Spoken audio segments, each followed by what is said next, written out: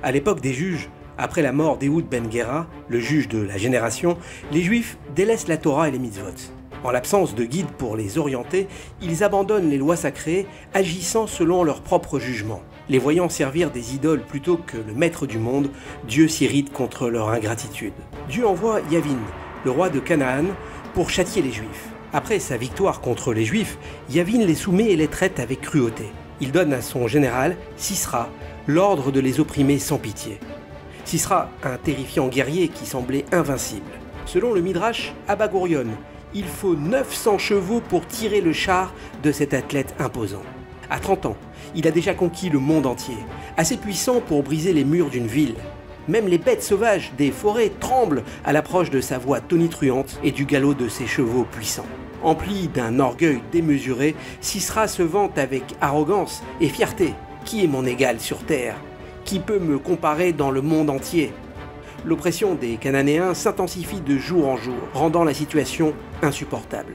C'est alors que les Juifs se tournent vers Dieu et se disent « Nous endurons ces souffrances parce que nous avons péché contre l'Éternel, notre Dieu, et avons désobéi à ses commandements.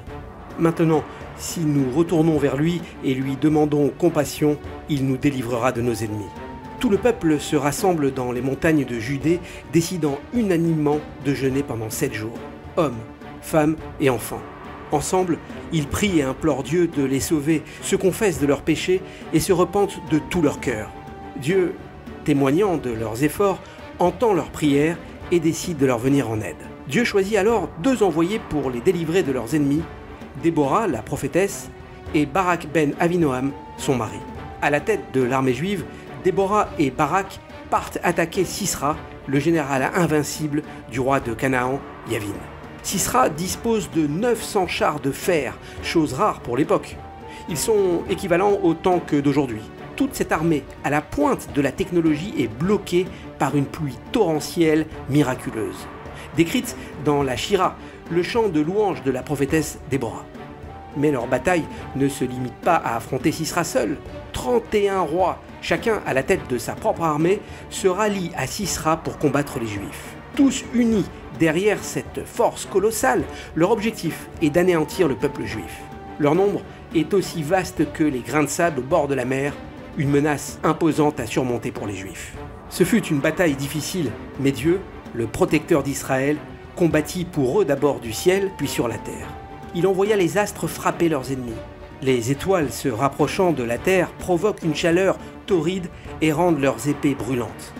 Les guerriers ennemis descendirent rafraîchir leurs armes qu'ils ne pouvaient plus tenir dans le fleuve du Kishon, attachés à leur camp.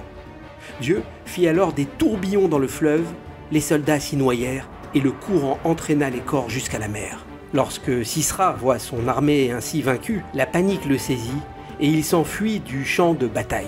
Il arrive hanté par la peur et affamé jusqu'à la tente de Yaël, la femme de Héver le Kénéen. Accueillante, elle le salue et lui offre une hospitalité chaleureuse. « Soyez le bienvenu, mon maître. Veuillez donc entrer dans ma demeure. » Les paroles de Yaël réconfortent le général ennemi qui entre dans la tente et implore son aide. « Cache-moi de mes poursuivants.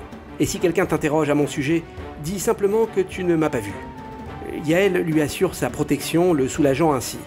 Sisra demande de l'eau pour étancher sa soif et Yaël, prompte à agir, lui sert du lait à la place. Elle interprète son silence comme un signe de peur divine, espérant que Dieu l'a livré entre ses mains.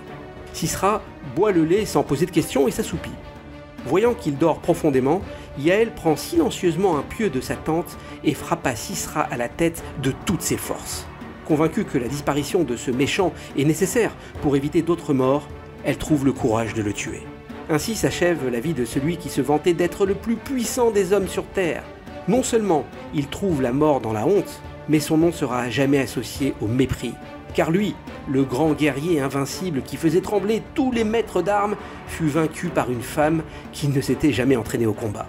Outre le fait qu'Hachem finit toujours par sauver les Juifs quand ils s'éveillent au repentir, cette histoire nous montre les conséquences de l'orgueil.